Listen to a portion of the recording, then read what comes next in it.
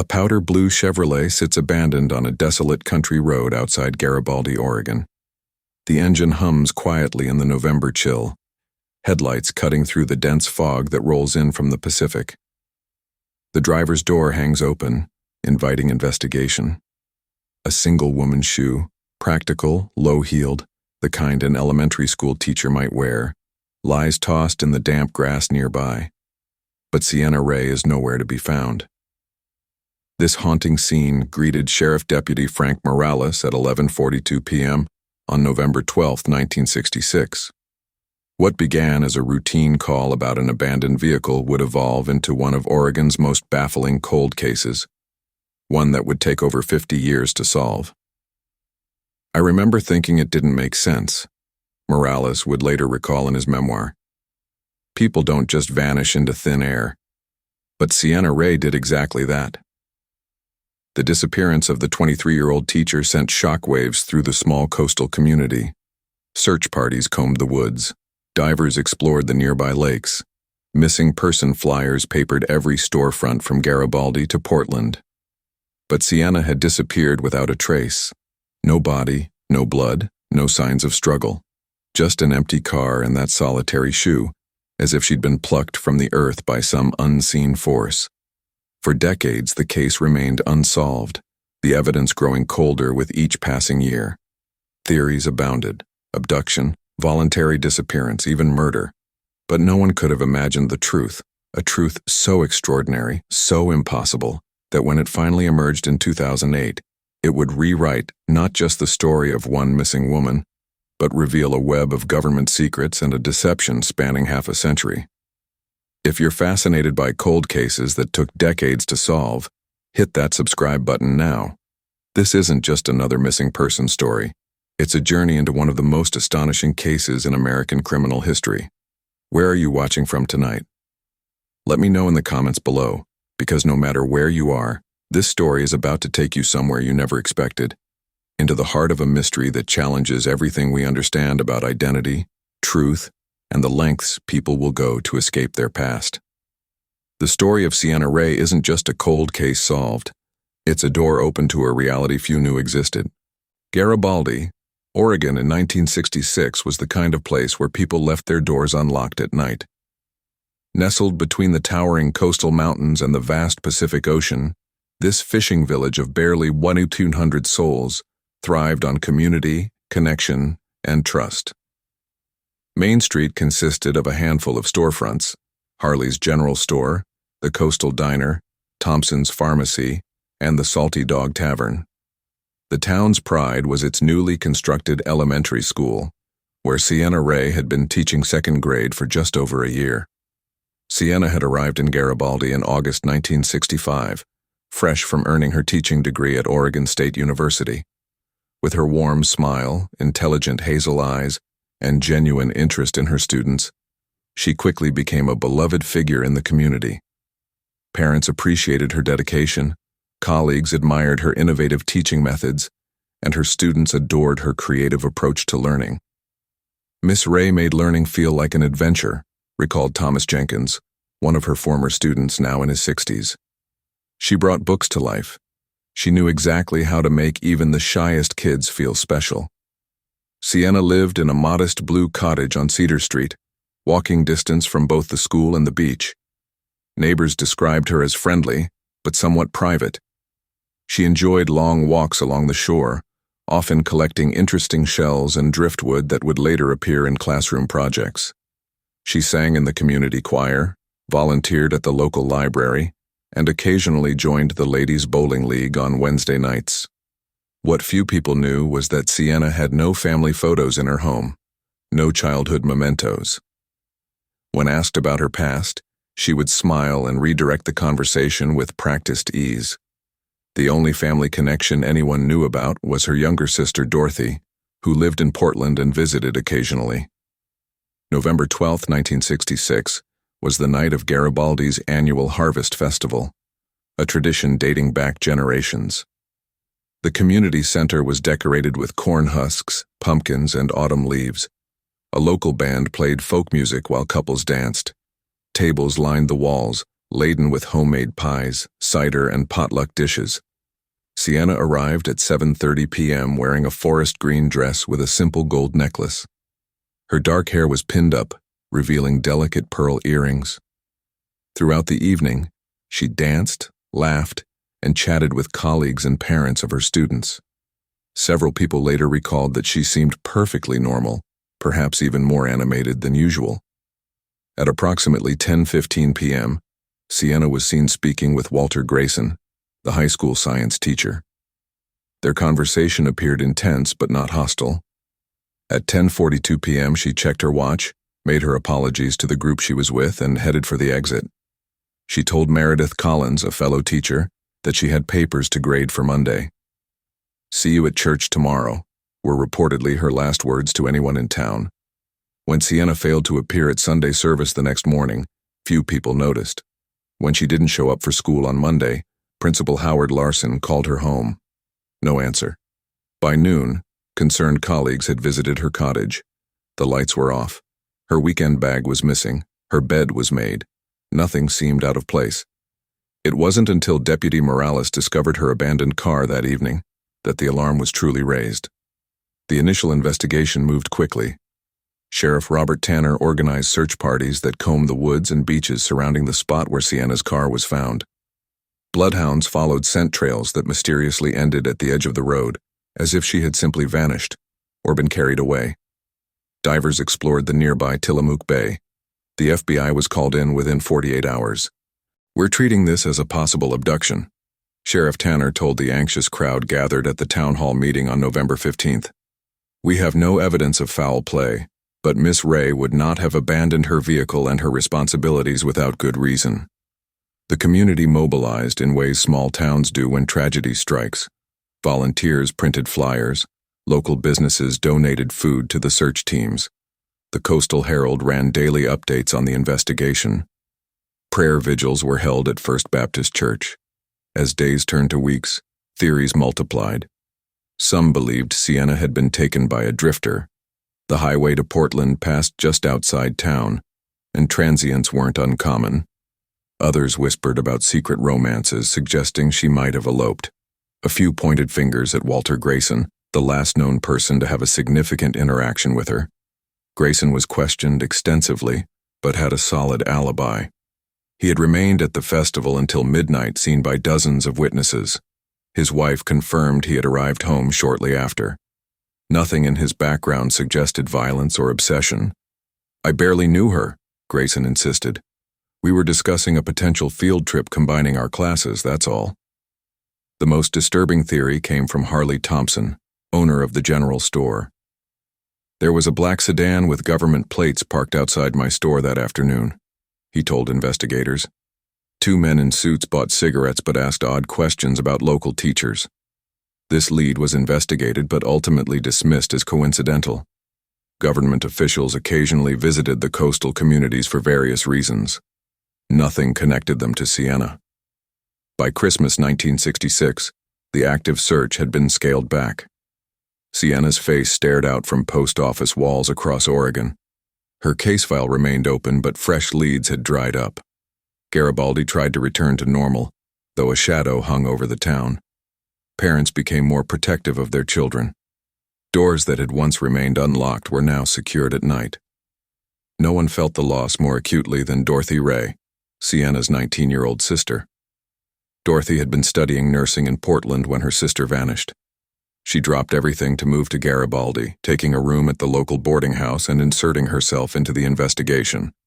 Small and fierce, with the same hazel eyes as her sister but blonde hair instead of dark, Dorothy became a fixture in Sheriff Tanner's office. When official searches ended, she organized her own. When media interest waned, she contacted newspapers herself. She interviewed Sienna's neighbors, colleagues, and students repeatedly, hoping for some overlooked detail. "My sister didn't just disappear," she told anyone who would listen. "Someone knows something, and I'm not leaving until I find out what happened to her." Dorothy's dedication was both admirable and heartbreaking. She carried a photo album everywhere, pictures of her and Sienna as children, at birthdays, on family vacations, the sisters building sandcastles on the beach. Sienna in her graduation cap and gown, the two of them making funny faces at the camera. "We only had each other after our parents died," Dorothy explained to Sheriff Tanner during one of their many conversations. "She wouldn't leave me without a word, she wouldn't."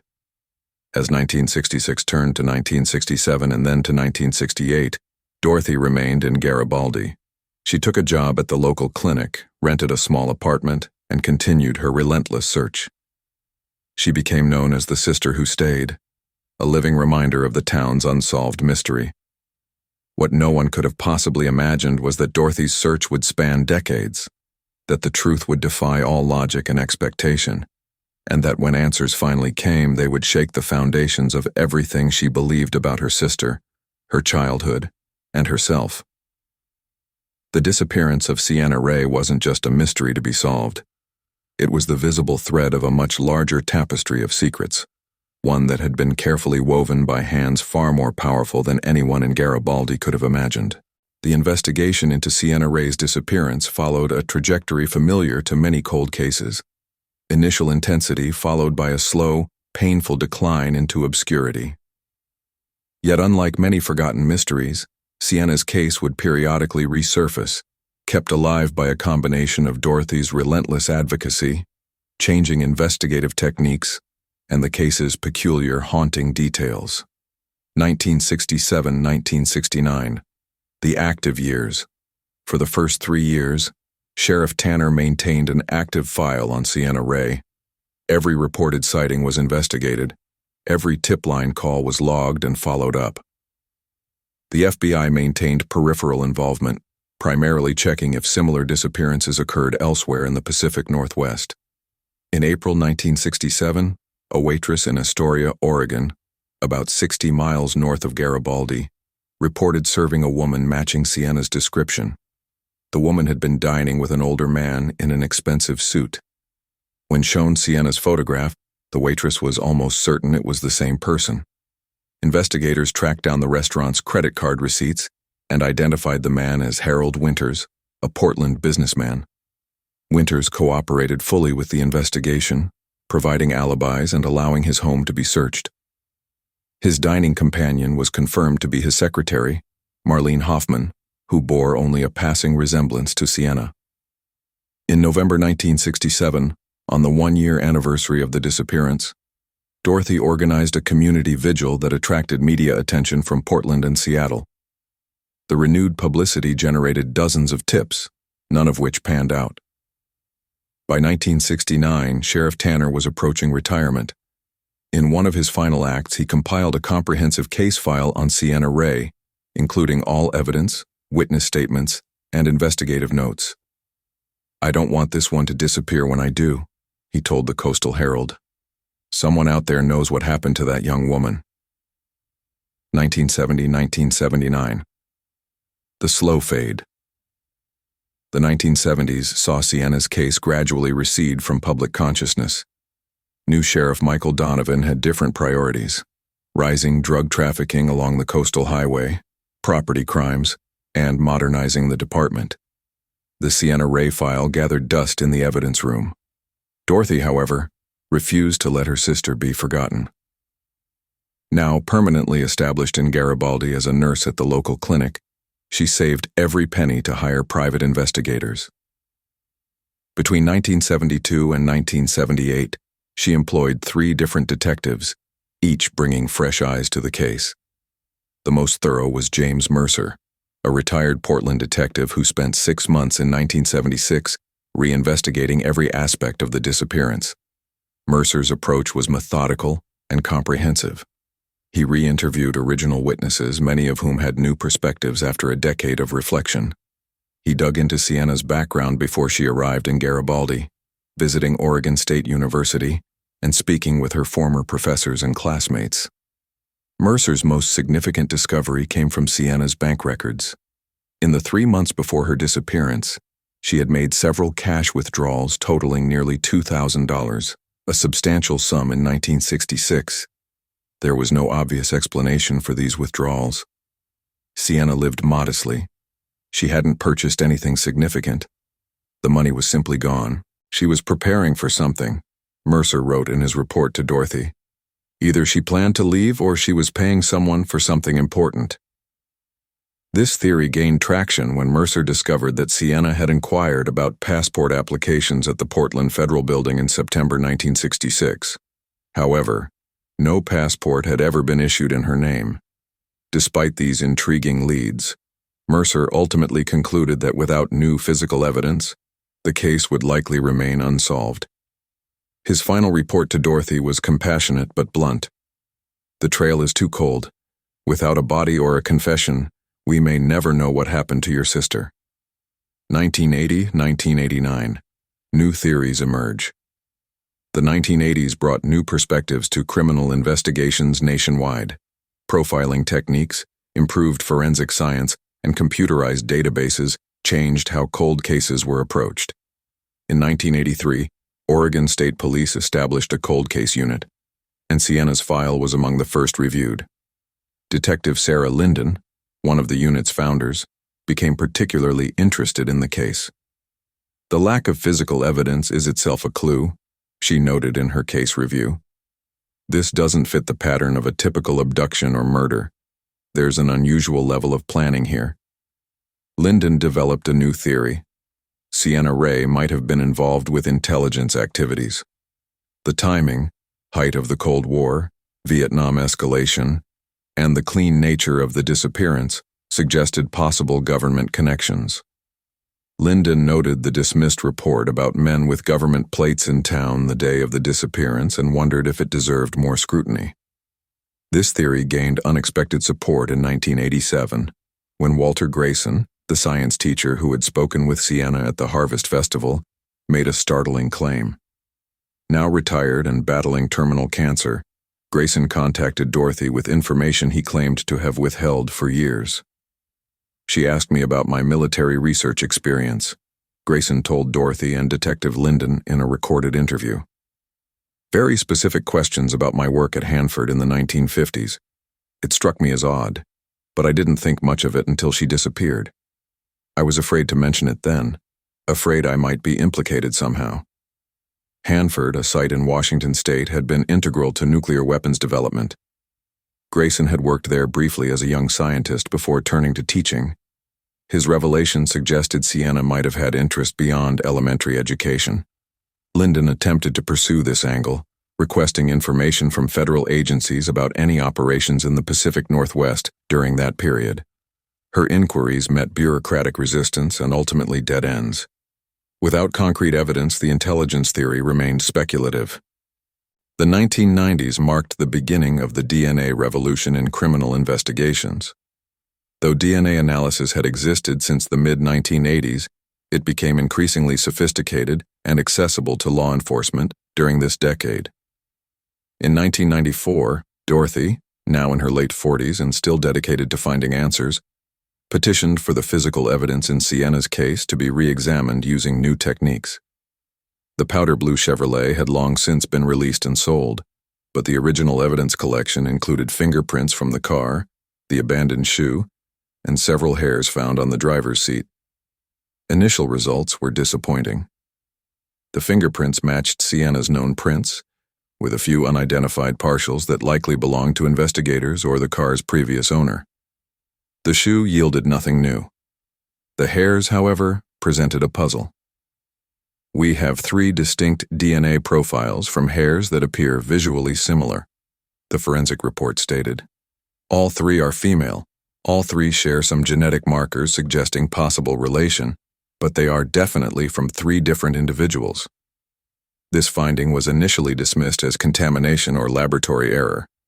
The technology was still new, and samples from a nearly 30-year-old case were not ideal candidates for analysis. The results were noted but not pursued further. As the millennium approached, Sienna's case had become one of Oregon's most enduring mysteries. A 1998 Portland Tribune series on unsolved crimes featured her story prominently, describing it as the disappearance that defined a generation of Oregon law enforcement. What time is it where you're watching? Late-night crime story viewers, I see you. There's something about these deep, dark mysteries that just hits different when the world outside your window is quiet, isn't I? The early 2000s saw renewed interest in cold cases nationwide. Television shows like Cold Case Files and Unsolved Mysteries brought public attention to long-dormant investigations. Advances in forensic science solved cases once thought unsolvable. And the internet created communities of amateur sleuths who collaborated on investigating forgotten crimes.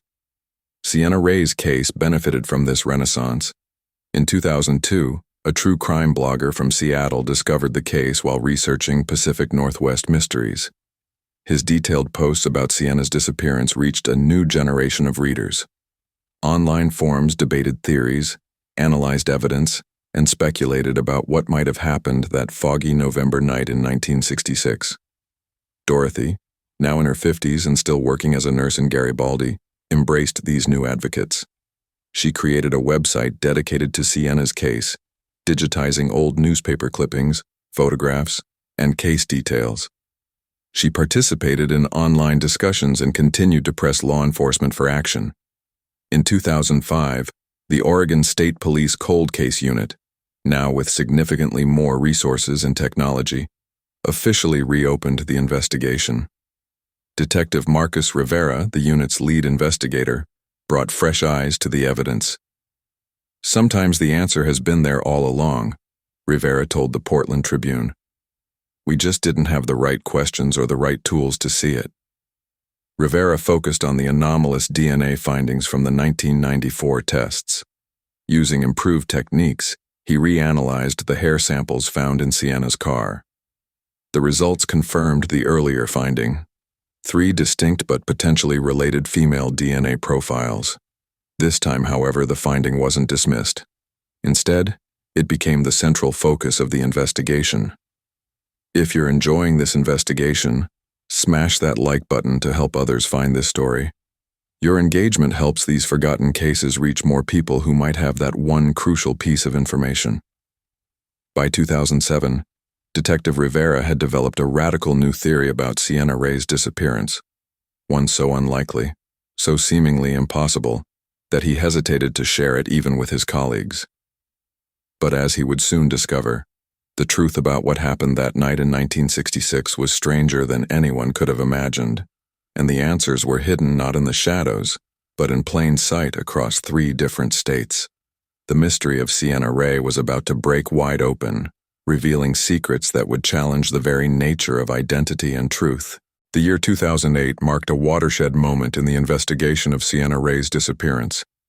By then, DNA technology had advanced exponentially from its early applications in the 1990s. What once required substantial samples and yielded limited information could now be accomplished with microscopic traces and provide vastly more detailed results. Detective Marcus Rivera had spent 3 years building the foundation for a comprehensive reinvestigation. In January 2008, he secured a special grant from the Oregon State Cold Case Initiative, providing funds specifically for advanced forensic testing. This grant allowed him to apply cutting-edge techniques to the decades-old evidence from Sienna's case. "Cold cases require patience and persistence," Rivera explained in his funding request. "But they also require innovation. We need to look at old evidence through new lenses." The first breakthrough came from an unexpected source: the lone shoe found at the scene. Previous examinations had focused on obvious evidence: fingerprints on the exterior, soil samples from the sole, fiber analysis. Rivera's team took a different approach, examining the interior of the shoe with techniques that didn't exist in the 1960s. Using vacuum filtration methods, technicians collected microscopic skin cells from inside the shoe, cells that had sloughed off naturally from the wearer's foot. These cells, preserved in the protected environment of the sealed evidence bag for over 40 years, still contained viable DNA. "It's remarkable how well evidence can be preserved when properly stored," noted Dr. Elaine Winters, the forensic scientist who led the testing. These skin cells had been sitting there for decades, just waiting for technology to catch up. The DNA extracted from these cells was run through CODIS, the FBI's combined DNA index system, which contains DNA profiles from criminal offenders, unsolved crime scenes, and missing persons. The system had expanded significantly since its inception, now containing millions of profiles.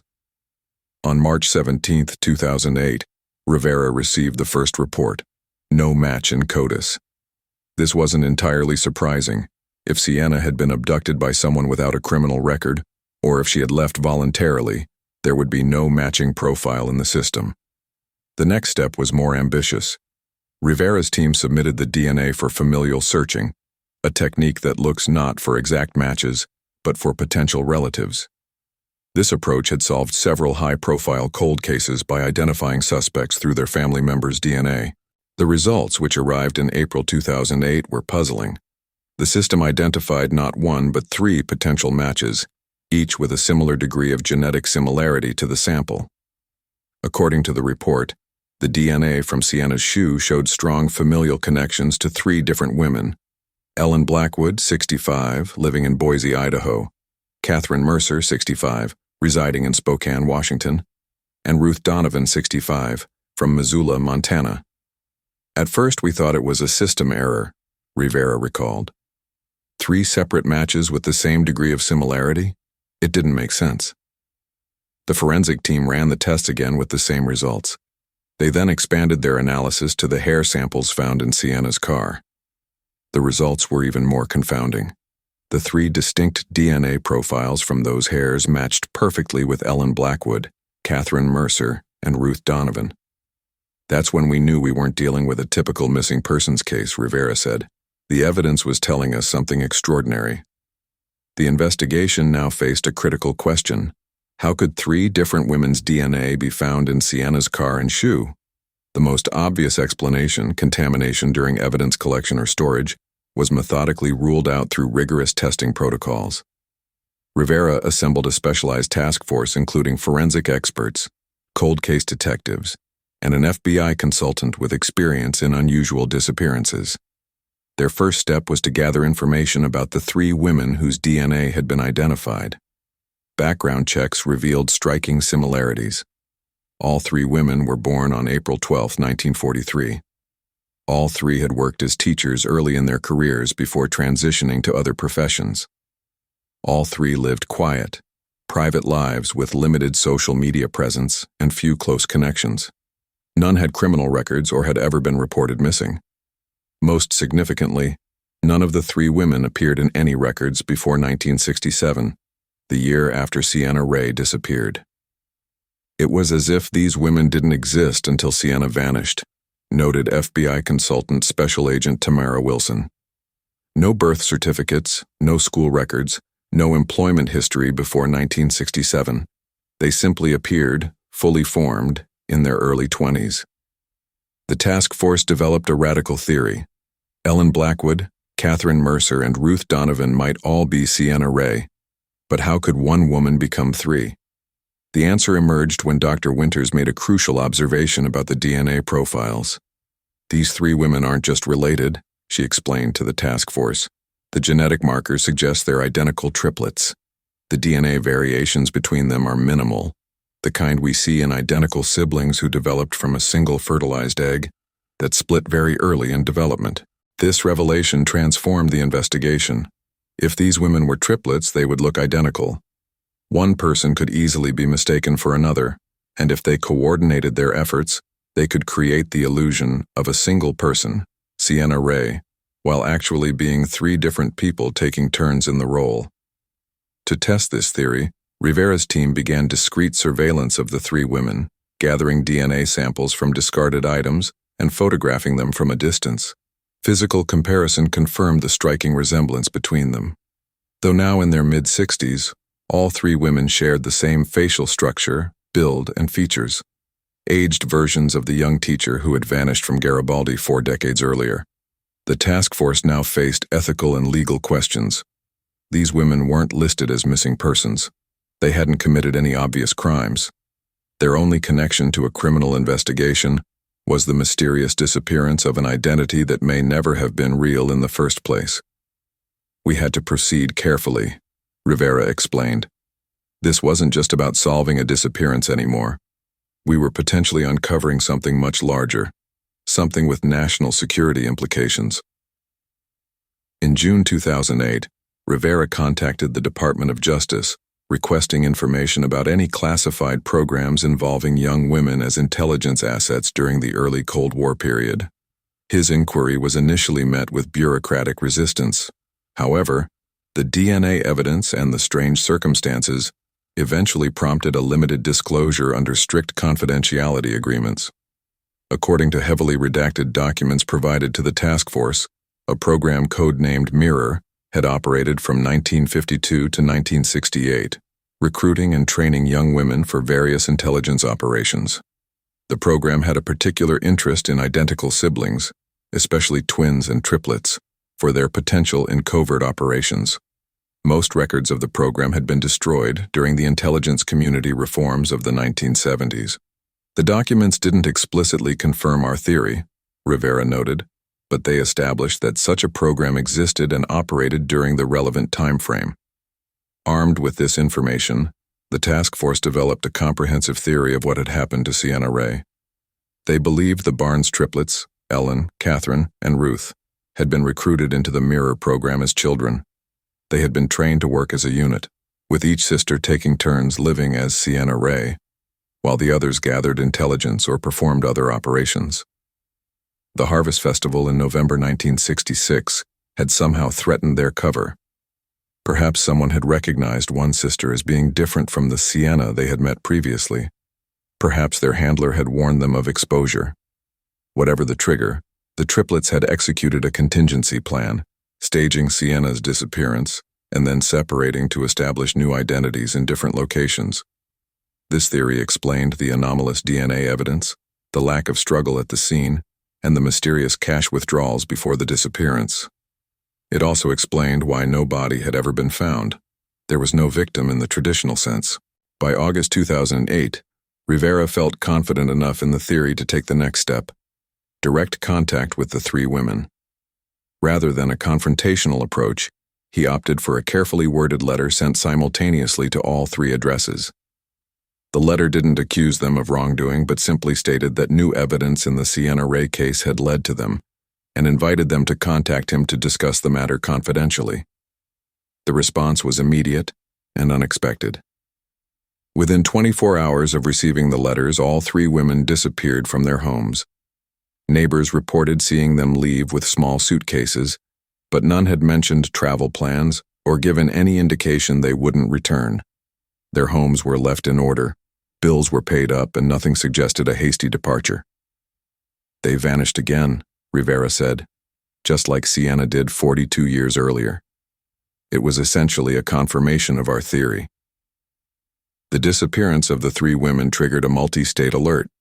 This time, however, modern surveillance systems captured what had been missed in 1966. Traffic cameras recorded Ellen Blackwood driving east from Boise. ATM footage showed Catherine Mercer withdrawing cash in Coeur d'Alene.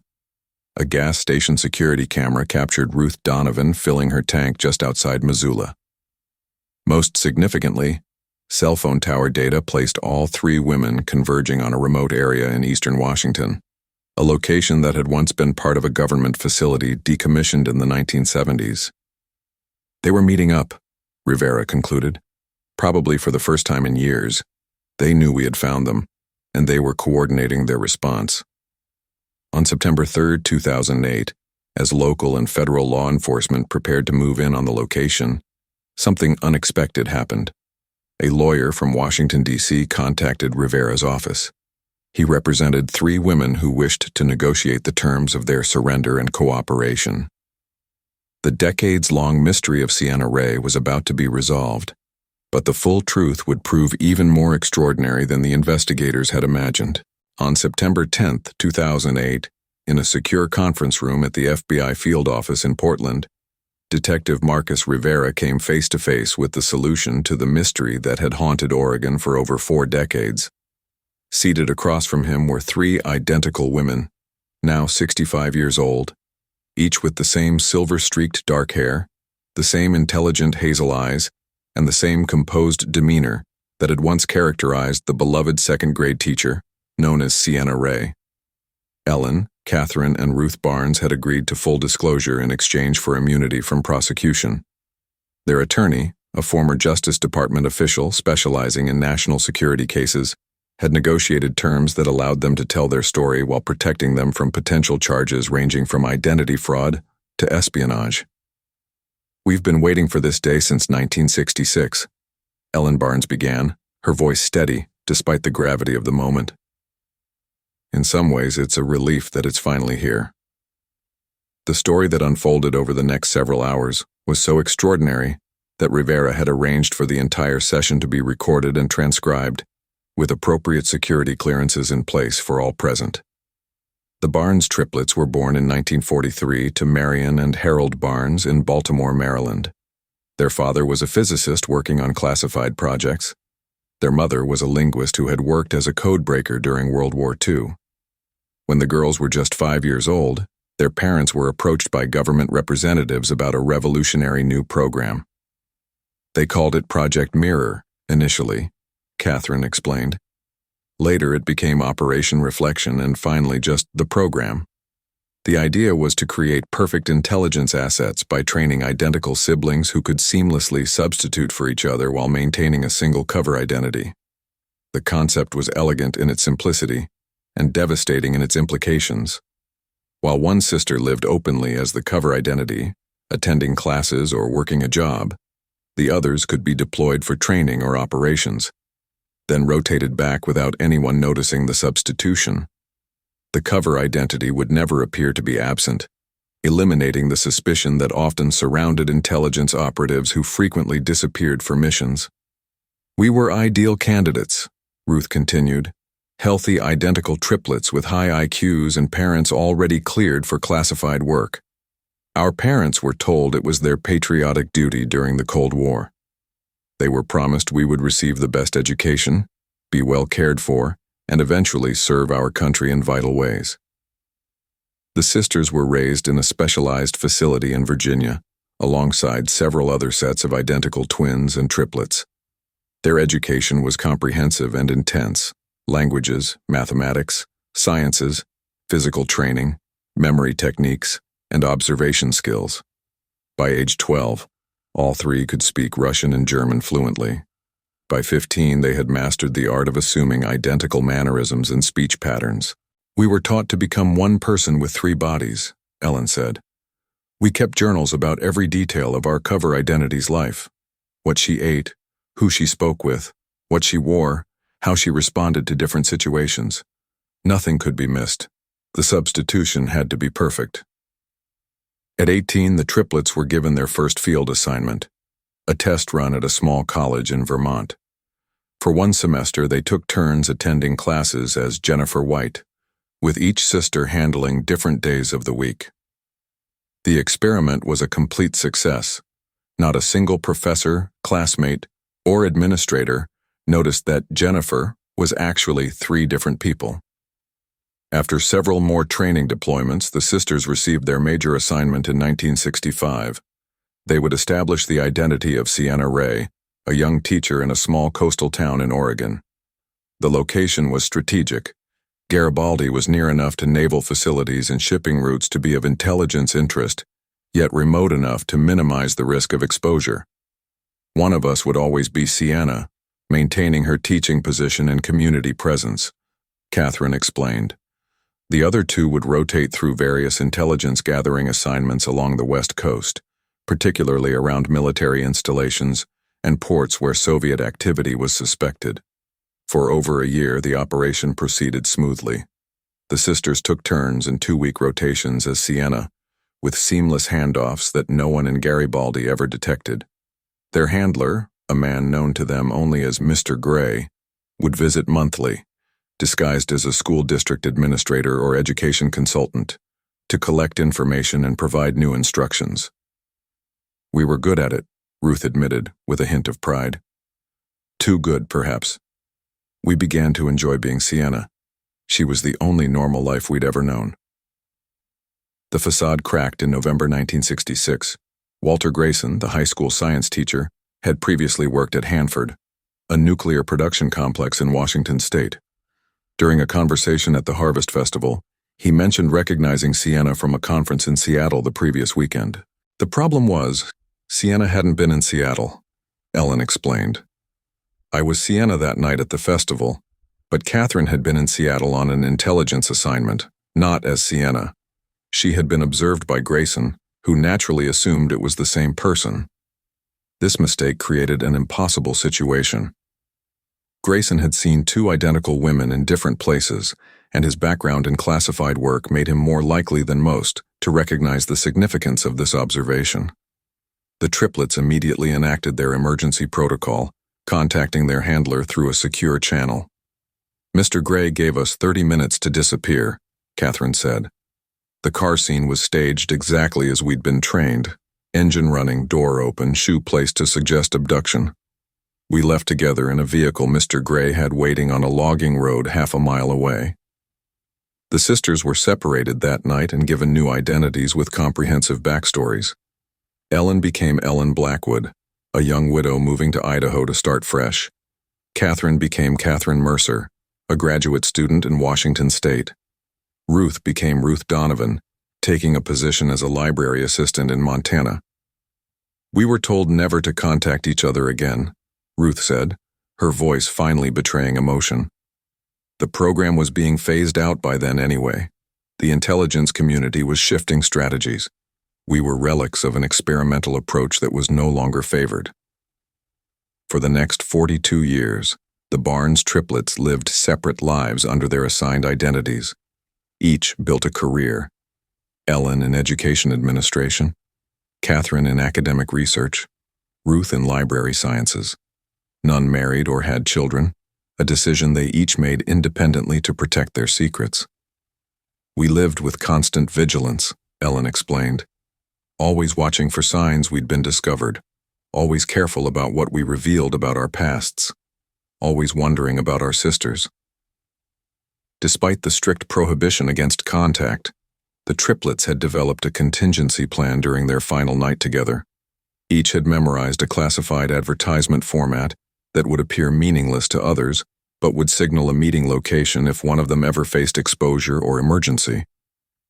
We never had to use it until Detective Rivera's letters arrived, Catherine said. Then we each placed the ad in regional newspapers as planned. After 42 years, we finally reunited. The sisters' meeting at the abandoned government facility in eastern Washington had been both emotional and strategic. They had spent 3 days together, sharing their life stories and deciding how to respond to the investigation. Ultimately, they chose to come forward with the full truth. We're old women now, Ruth said simply. What's the point of running anymore? The program we served no longer exists. The country we were protecting has changed. The secrets we kept have lost their value to anyone but historians. The triplets provided detailed information about their training, their assignments, and the structure of the program that had shaped their lives. Much of this information corroborated the limited documentation that still existed in government archives. They also explained the one element that had puzzled investigators, Dorothy Rae, Sienna's supposed sister. On September 15, 2008, Dorothy Rae sat in the small living room of her Garibaldi cottage, surrounded by the artifacts of a 42-year search. Newspaper clippings yellowed with age covered the coffee table. 3-ring binders filled with interview notes lined the bookshelf. A corkboard on the wall displayed a timeline of the investigation, meticulously updated over the decades. In the center of it all was a framed photograph of Sienna, smiling, vibrant, and utterly fictional. At 61, Dorothy had spent more than 2/3 of her life searching for a sister who had never existed. Her dark blonde hair had silvered at the temples. Fine lines framed her hazel eyes that, as Detective Rivera now realized, shared the same distinctive pattern as those of the Barnes triplets, though Dorothy's were blue rather than brown. The genetic modification had been subtle but effective, creating a familial resemblance without identical features. Rivera had requested this meeting be conducted alone. No other investigators, no attorneys, no recording devices. What he had to share was too personal, too potentially devastating to be treated as just another case interview. I found Sienna, he said simply, after Dorothy had served coffee in her best cups, the ones reserved for important occasions. Or rather, I've found the truth about Sienna. Dorothy's hands trembled slightly as she set down her cup. She's alive?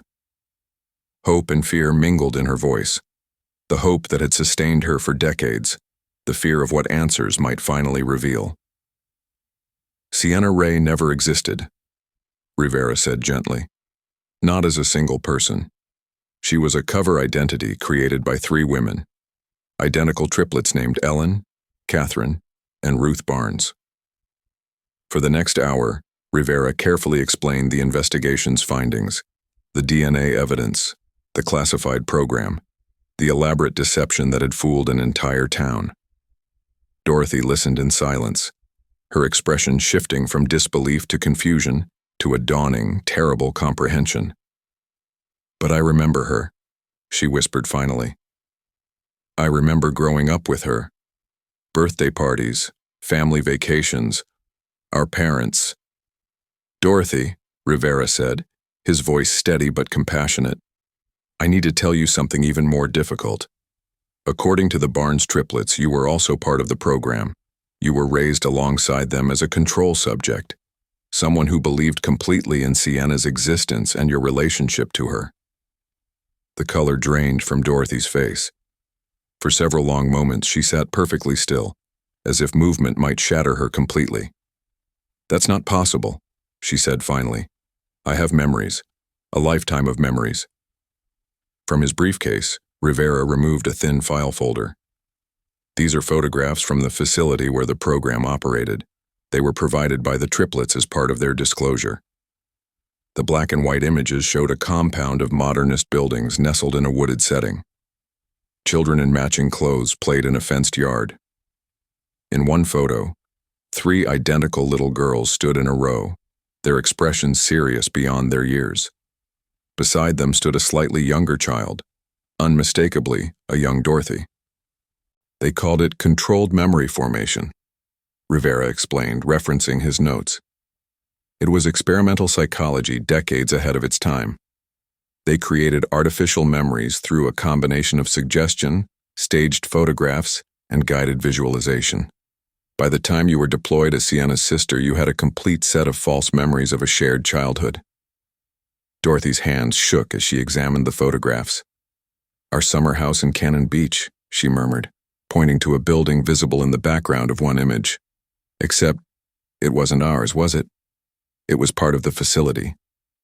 The triplets explained that certain landmarks from the facility were incorporated into your artificial memories to make them more vivid and consistent, Rivera confirmed.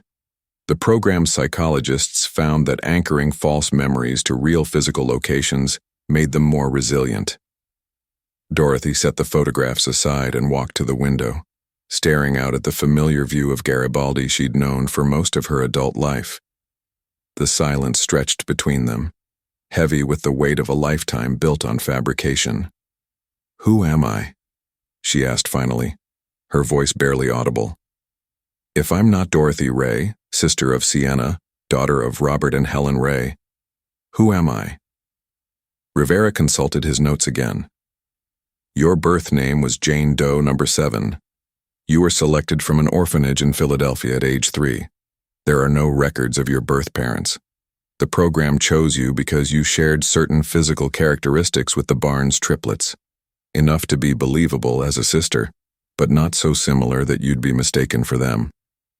Dorothy, or Jane, or whoever she truly was, pressed her palms against the window glass, as if seeking its solidity in a world suddenly turned fluid and uncertain. 42 years, she said. I've spent 42 years searching for someone who never existed. I built my entire life around finding her. You weren't the only one deceived, Rivera offered. An entire town believed in Sienna. Dozens of investigators searched for her. The deception was comprehensive.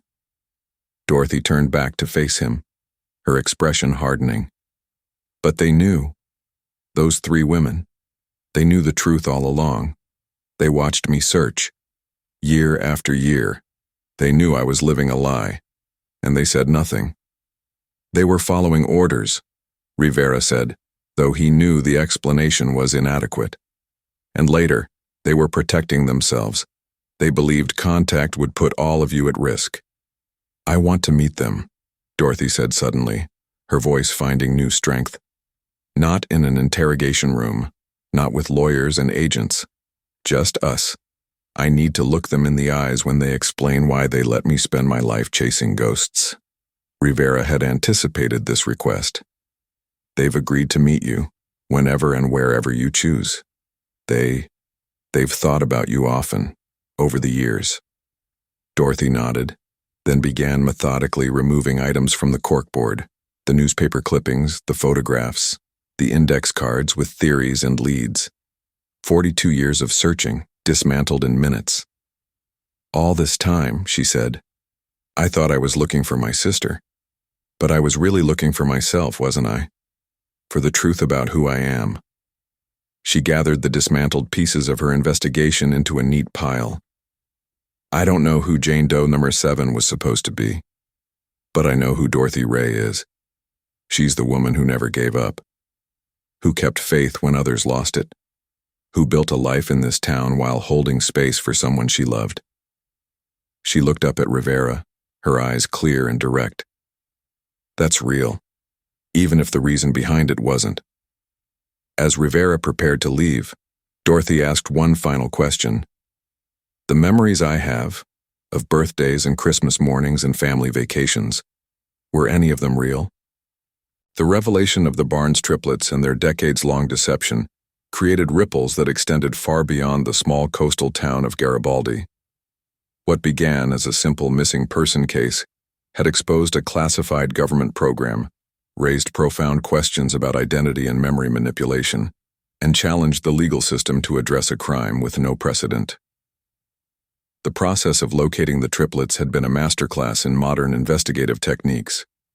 After the initial DNA matches in the CODIS system, Detective Rivera's team had employed a combination of traditional and cutting-edge methods to confirm their identities and whereabouts. Digital footprints proved crucial. Though the sisters had maintained low profiles, they hadn't been completely invisible in the digital age. Catherine Mercer's academic publications were available online. Ellen Blackwood had appeared in local newspaper photos from school board meetings. Ruth Donovan's name was listed in library staff directories. These breadcrumbs, insignificant in isolation, created a trail when combined with property records, tax filings, and utility accounts. We built a comprehensive profile of each woman, explained FBI analyst Sophia Chen, who had assisted with the digital investigation. Their routines, their connections, their movements. The patterns revealed 3 remarkably similar lives being lived in 3 different states. Surveillance had been authorized after the DNA evidence provided probable cause. Remote cameras were discreetly installed near their homes. Cell phone metadata was analyzed. Credit card transactions were monitored. The triplets' careful lives were quietly mapped by investigators who recognized the historical significance of the case. They were hiding in plain sight, Rivera noted, living quiet, productive lives under identities created for them decades ago. If not for the advances in DNA technology, they might have taken their secrets to the grave. When Rivera's letters arrived simultaneously at 3 addresses in 3 states, the triplets' reactions had been nearly identical, a testament to their shared training. Each had calmly packed a small bag, settled any immediate affairs, and departed within hours. Traffic cameras, ATM footage, and gas station security systems tracked their convergence on the abandoned government facility in eastern Washington. It was like watching a ballet choreographed 40 years ago, Rivera said. They moved with purpose and precision, following a plan they must have established during their final night together in 1966. The public reaction to the case unfolded in waves as details emerged. Initial reports simply stated that the Sienna Rae cold case had been solved, with 3 suspects in custody. When the full story broke, complete with identical triplets, a classified Cold War program, and decades of deception, public fascination exploded. National news networks descended on Garibaldi. The Coastal Herald, which had faithfully reported on the case for decades, published a special edition that sold out within hours. Social media platforms buzzed with discussions, theories, and debates about the ethical implications of the case. Longtime residents of Garibaldi struggled to reconcile their memories of the beloved teacher with the reality that Sienna had been 3 different women. Former students examined class photographs, wondering which sister had taught them on which days. Some expressed feelings of betrayal. Others marveled at the perfection of the deception. "I had her for 2nd grade in '66, said Thomas Jenkins, now in his 50s. "Or I guess I had them. It's strange to think the teacher I remember might have been 3 different people. Makes me question every memory I have of that year." The legal implications of the case presented unprecedented challenges. The Barnes triplets had surrendered voluntarily and cooperated fully, but prosecutors faced difficult questions about what charges, if any, were appropriate. "This isn't a typical criminal case," explained District Attorney Eliza Montgomery. "The statute of limitations has expired on most potential charges. The women were acting under government orders during the original deception, and the program they served has been officially disavowed." After extensive consultation with Justice Department officials, state prosecutors, and national security experts, a complex legal arrangement was reached. The triplets would not face criminal charges related to the Sienna Rae deception or their subsequent lives under assumed identities. In exchange, they would provide comprehensive testimony about the program, assist in identifying other potential victims, and participate in a classified debriefing with intelligence officials. "This resolution serves justice better than prosecution," Montgomery stated. "These women were both perpetrators and victims, recruited as children into a program they couldn't possibly consent to, trained to deceive as a patriotic duty, and then abandoned when policies changed." The government's response to the exposure of Project Mirror evolved over time. Initial statements neither confirmed nor denied the existence of such a program, citing national security concerns. As more details emerged through the triplets' testimony and investigative reporting, this position became untenable. 2 months after the triplets came forward, the Director of National Intelligence issued a carefully worded statement acknowledging that certain experimental human intelligence programs operated during the Cold War period that would not meet current ethical standards or legal requirements. The statement characterized these programs as products of their time and noted that all had been discontinued by the early 1970s. This limited acknowledgement failed to satisfy congressional oversight committees. In December 2008, closed hearings began before the Senate Select Committee on Intelligence. Though the full proceedings remained classified, sources indicated that the Barnes triplets testified for 3 days, providing detailed accounts of their recruitment, training, and operations. In March 2009, the committee released a heavily redacted report confirming the existence of Project Mirror and several related programs. The report indicated that between 1952 and 1968, approximately 30 sets of identical twins or triplets had been recruited, along with an unspecified number of control subjects, like Dorothy.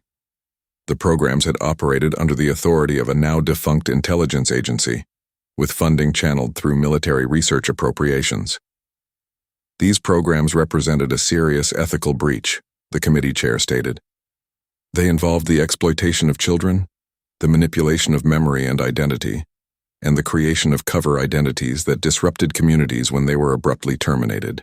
The report recommended a comprehensive review of all Cold War-era human intelligence programs, the establishment of a confidential process for potential victims to come forward, and the creation of a compensation fund for those affected.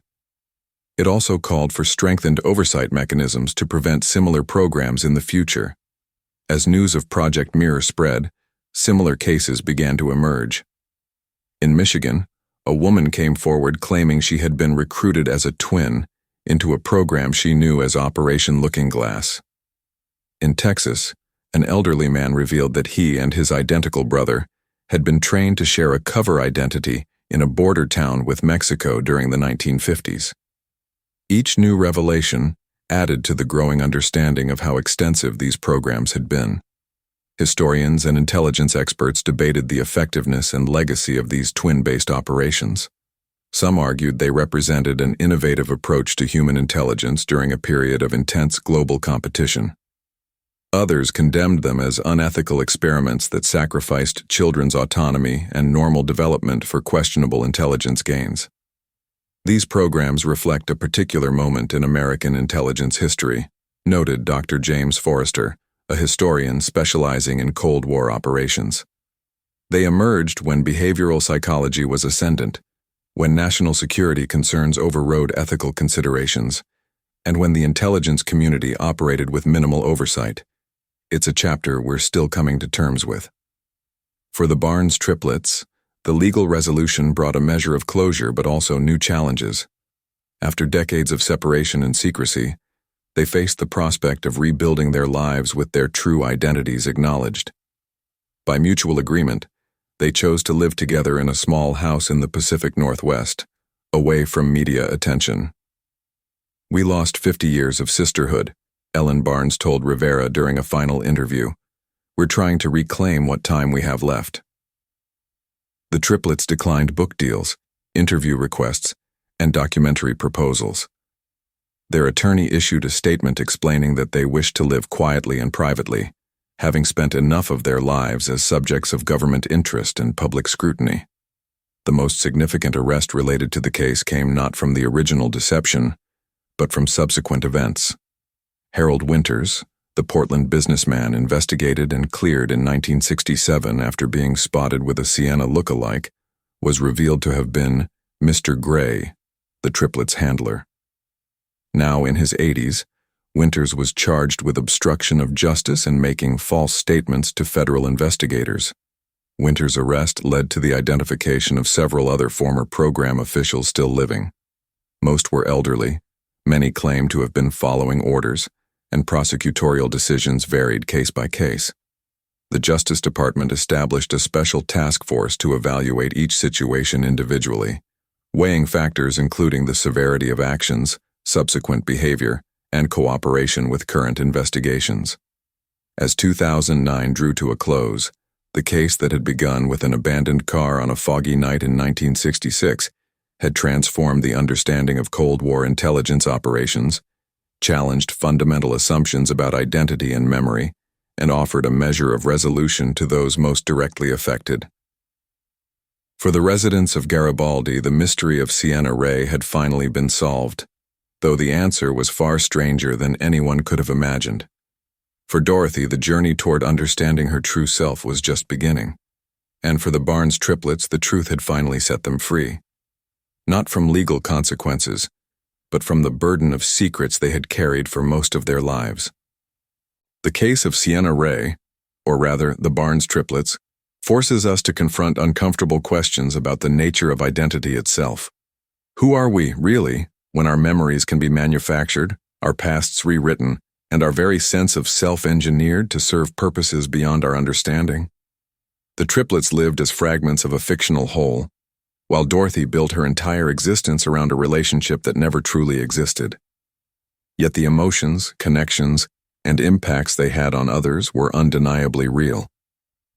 "Identity isn't just who we believe we are," noted Dr. Elaine Winters, who analyzed the forensic evidence that broke the case. "It's also who we are to others, the mark we leave on the world." By that measure, Sienna Rae existed as surely as anyone, even if she was composed of 3 different women.